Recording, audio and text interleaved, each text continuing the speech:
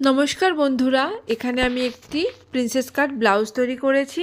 ব্লাউজটি তৈরি করার পর কিছুটা কাপড় আমার বেঁচে গেছে। সেই কাপড়টি দিয়েই আজকে খুবই সহজ পদ্ধতিতে একটি সাইডে ঝোলানো ব্যাগ তৈরি করব। ব্যাগটি কিভাবে তৈরি করি চলুন সেটি আজকে আপনাদের সাথে শেয়ার করব। প্রথমে আমি একটি লাইলিন কাপড় রেখেছি, তারপরে একটা ফর্ম রেখেছি, তারপরে আরেকটি লাইলিন কাপড় রেখে তিনটেকে এরকম লম্বা লম্বা সেলাই করে পুরোটা সেলাই করে নেব। দেখুন বন্ধুরা, এখানে আমার সেলাই করা হয়ে গেছে। এখানে কাপড়ের চওড়া আমি নিয়েছি 12 ইঞ্চ এবং লম্বা নিয়েছি 26 ইঞ্চ। এবারে কাপড়টিকে এভাবে মাঝখান থেকে ভাঁজ করে নেব।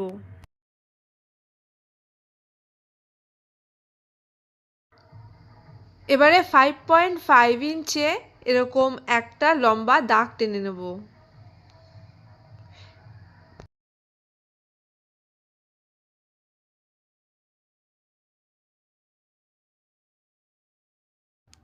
এবারে এই বাইরের সাইড থেকে ভেতরের দিকে 1 ইঞ্চে একটা দাগ দিয়ে নেব।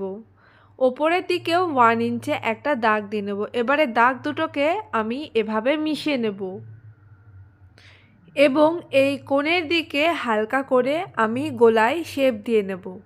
এবারে এই দাগ অনুযায়ী আমি কাপড়টিকে কেটে নেব। এবারে এই কাপড়টির এই নিচের দিকের কোণ দুটোর সাথে ওপরের দিকের কোণ দুটোকে এভাবে মিশিয়ে রাখবো।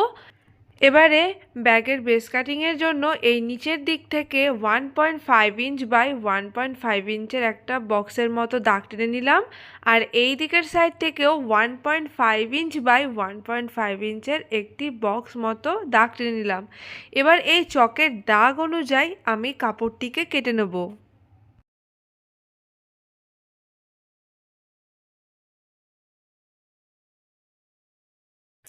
কাপড়টি কাটার পর ঠিক এরকমটি দেখতে হয়েছে। এবার ব্যাগের জন্য আমি পকেট তৈরি করব। এখানে পকেটের জন্য আমি একটি কাপড় নিয়েছি। এখানে কাপড়ের লম্বা আমি নিয়েছি 9 ইঞ্চ আর চওড়া নিয়েছি 7 ইঞ্চ। এবারে এই কাপড়টির দুই সাইডে এরকমভাবে আমি নখ দিয়ে ভাঁজ করে নেব। আর এখানে আমি একটি পকেটের জন্য চেন নিয়েছি। চেনটাকে এভাবে উল্টোভাবে রেখে আমি সেলাই করে নিয়েছি। এবারে এটাকে এভাবে ধরে এর ওপরে আমি একটা চাপ সেলাই দিয়ে নেব। দেখুন বন্ধুরা, এরকমভাবে একটা চাপ সেলাই দিয়ে নেব। এখানে আমার চাপ সেলাই দেওয়া হয়ে গেছে। এবারে পকেটটাকে ঠিক মাঝখানে রেখে আর নিচের দিকে এরকমভাবে ভাঁজ করব। ভাঁজ করে চারদিক থেকে আমি সেলাই করে নেব। খেয়াল রাখতে হবে বেস কাটিংয়ের সামান্য উঁচুতে যেন পকেটটি লাগানো হয়। একইভাবে এদিকের সাইডেও আমি আরেকটি পকেট লাগিয়ে নেব।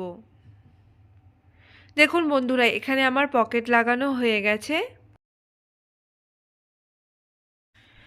এবারে মেন ফেব্রিকটাকে এভাবে আমি রাখবো। মেন ফেব্রিকের সোজা দিকের সাথে আর যেদিকে ব্যাগের পকেট লাগিয়েছি সেদিকটাকে এভাবে আমি রাখবো।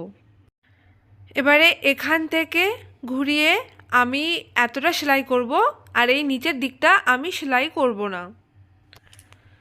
দেখুন বন্ধুরা, এখানে আমার সেলাই করা হয়ে গেছে। শুধু এই নিচের দিকটা আমি সেলাই করিনি। এবারে আমি বাড়তি কাপড়টা কেটে নেব আর এই কোণের সাইডে আমি হালকা করে কাট লাগিয়ে নেব। খেয়াল রাখতে হবে যাতে সুতো না কেটে যায়।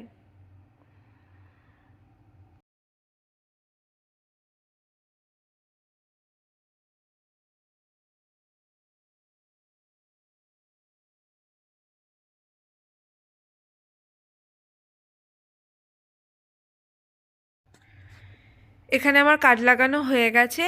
এবারে যেদিকটা আমি সেলাই করিনি এই নিচের দিকটা, এখান থেকে পুরো কাপড়টিকে আমি উল্টে নেব।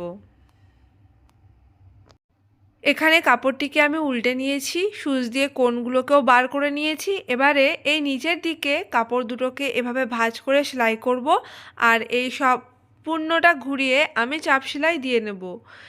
এবারে ফিতে তৈরির জন্য এখানে একটা কাপড় নিয়েছি, আর কাপড়ের চওড়া আমি নিয়েছি 3 ইঞ্চ, লম্বা নিয়েছি 47 ইঞ্চ।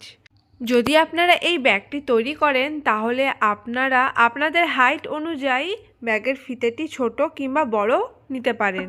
টির এদিক থেকে এক ভাঁজ করব, এই সাইড থেকে এক ভাঁজ করে মাঝখান থেকে এভাবে ধরে আমি পুরোটা সেলাই করে নেব। দেখুন বন্ধুরা, এখানে কাপড়টির চারদিক থেকেই আমি চাপ সেলাই দিয়ে নিয়েছি এবং আমি ফিতেটিও রেডি করে নিয়েছি। এবারে ফিতেটাকে এভাবে আমি রেখে সেলাই করে নেব আর এদিকের সাইডেও রেখে সেলাই করে নেব।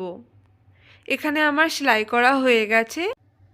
এবারে ব্যাগের এই পার্টের সাথে এই পার্টটাকে আমি এভাবে মিশিয়ে রাখবো, রেখে এখান থেকে সোজা সেলাই করে নেব আর এ সাইড থেকেও সোজা সেলাই করে নেব। দেখুন বন্ধুরা, এখানে আমার সেলাই করা হয়ে গেছে। এবারে এই কোণ দুটোকে ধরে আমি সোজা সেলাই করে নেব।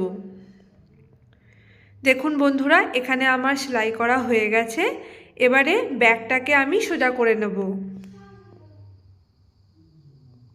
এখানে ব্যাগে লাগানোর জন্য আমি একটি বেলকনি নিয়েছি।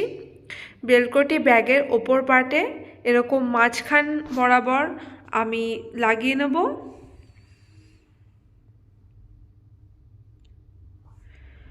আর বেলকোর আরেকটি পার্ট আমি এই নিচের সাইডটায় লাগিয়ে নেব এই চকের দাগ অনুযায়ী। অবশ্যই ব্যাগের ভেতরে চেনটি খুলে আমি এটাকে সেলাই করে নেব।